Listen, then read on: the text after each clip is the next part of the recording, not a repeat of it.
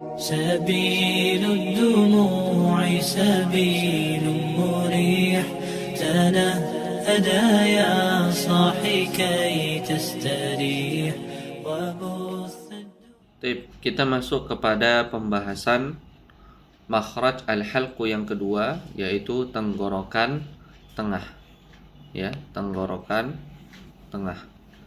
Apa saja huruf yang keluar dari tenggorokan tengah? Ya, bisa kita lihat di sini ada huruf ha dan huruf ain. Huruf ha dan huruf ain adalah dua huruf yang keluar dari tenggorokan tengah.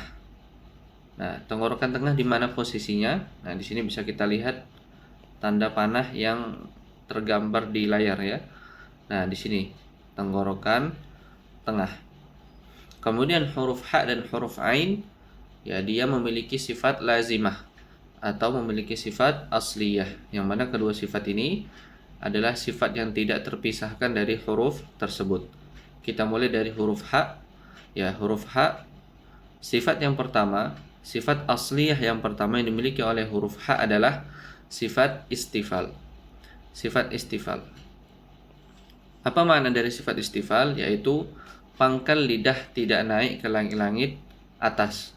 Pangkal lidah tidak naik ke langit-langit atas, sehingga tidak menghasilkan suara gema. Ya, tidak menghasilkan suara gema dalam mulut, atau dengan istilah tafkhim, dan pengucapannya rileks. Jadi sifat istifal ini adalah lawannya dari isti'la. Kalau isti'la yang tadi kita bahas ya di makhraj huruf kha, yaitu naiknya suara ke langit-langit atas. Itu adalah isti'la. Adapun istifal itu lawan dari isti'la. Ya, kalau isti'la naiknya suara ke langit-langit atas, berarti kalau istifal itu sebaliknya, yaitu pangkal lidah atau suara tidak naik ke langit-langit atas, melainkan langsung keluar dan pengucapannya lebih rileks. Nah, ini adalah sifat istifal, atau biasa diistilahkan oleh ustadz-ustadz yang mengajarkan ilmu tajwid dengan istilah tipis. Ya, misalnya contohnya tipiskan huruf ha. Maksudnya apa? Ya, berikan sifat istifal pada huruf ha. Ketika kita memberikan sifat istifal, maka kita dapat membaca huruf ha tersebut dengan apa? Tipis. Nah, ini adalah sifat yang pertama. Sifat yang kedua, ia memiliki al-hamsu, ya, sifat hams. Apa itu hams? Mengalirnya udara ketika mengucapkan huruf ha. Ya, contoh ya, bisa kita lihat, ya, afwan, bisa kita rasakan. Kita letakkan tangan kita, ya, telapak tangan kita di depan mulut kita. Kemudian kita sukunkan huruf ha tersebut. Ya. Di situ ada udara yang mengalir. Itu bukti bahwasannya huruf ha memiliki sifat hams. Kemudian sifat selanjutnya adalah rokhawah. Rokhawah adalah mengalirnya suara. Ya, mengalirnya suara. Kemudian sifat selanjutnya adalah infitah. Ya, infitah adalah terbukanya rongga mulut ketika mengucapkan huruf ha. Nah, jadi 4 sifat ini, ya, wajib disertakan ketika kita mengucapkan huruf ha. Ya, tidak boleh tertinggal, ya, salah satu sifat tersebut. Contoh misalnya ketika kita mengucapkan huruf ha, hamzahnya sudah betul, rokhawahnya sudah betul, infitahnya sudah betul. Akan tetapi yang jadi masalah adalah istifalnya. Ya. Kita naikkan suara ke langit-langit atas. Contoh ho. Maka pengucapannya akan aneh. Ho, ya. Karena apa? Karena sifat istifal yang harusnya dibaca ha, ya, ya. Karena sifat istifal tadi kita tidak sertakan, maka bunyinya menjadi ho sama ya.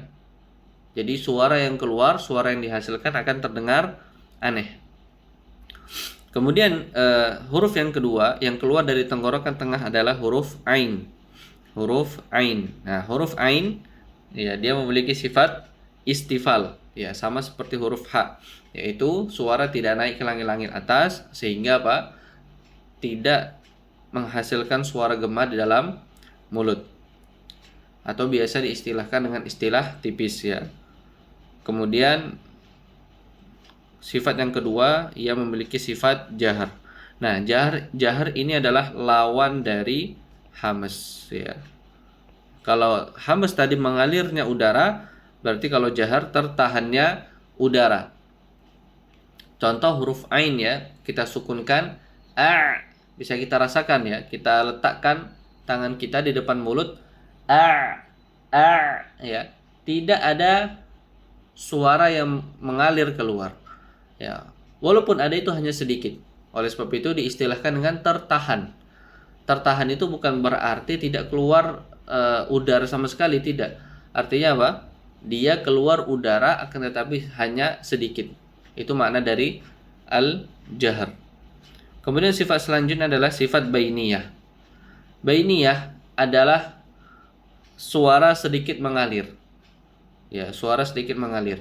Bainiyah adalah sifat yang berada di antara sifat syiddah dan sifat rokhawah. Kalau rokhawah suara mengalir, kalau syiddah tertahannya suara. Nah, di tengah-tengah itu ada namanya sifat bainiyah. Jadi kalau huruf yang disifati dengan sifat bainiyah, dia suaranya sedikit mengalir. Nggak boleh terlalu dialirkan, nggak boleh juga terlalu ditahan. Contoh di sini huruf ain. Ya, coba kita sukunkan a ya. Nah, jadi suaranya agak sedikit mengalir. Nggak boleh kita matikan. Contoh nggak boleh. Kemudian kita alirkan ya, kita alirkan, nggak boleh juga. Nah, ini nggak boleh juga. Ya, tengah-tengah. Karena apa? Karena dia memiliki sifat bainiyah. Kemudian sifat yang selanjutnya adalah al-infitah. Al-infitah. Nah, ini yang sifat ini dimiliki oleh huruf ain. Kita masuk kepada latihan. Ya, kita latihan huruf H. Ha, hi, hu, ah. Ha, hi, hu, ah. Ha, hasratan. Ha, hasratan. Hi, hitanuhum. Hitanuhum. Hu, حنفاء حنفاء أحلام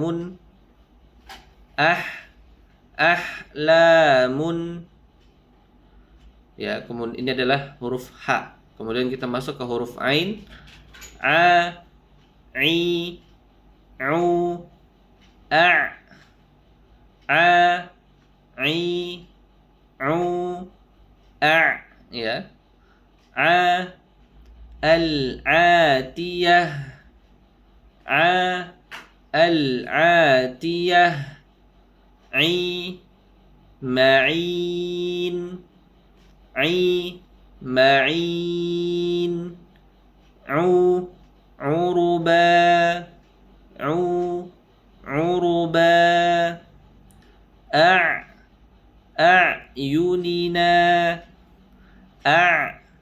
a'yunina. Nah, kemudian sedikit catatan ya, huruf ain itu tidak boleh keluar dari hidung atau dari khaysum ya. Dia harus murni dari tengah tenggorokan. Kebanyakan orang Indonesia mengeluarkan huruf ain dari khaysum ya, dari hidung, rongga hidung. Contoh o. Nah, ini nggak boleh ya. Fokuskan kepada tengah tenggorokan, kemudian tutup. Ya, jadi tidak boleh ada udara atau suara yang keluar dari hidung. Barakallahu fiik.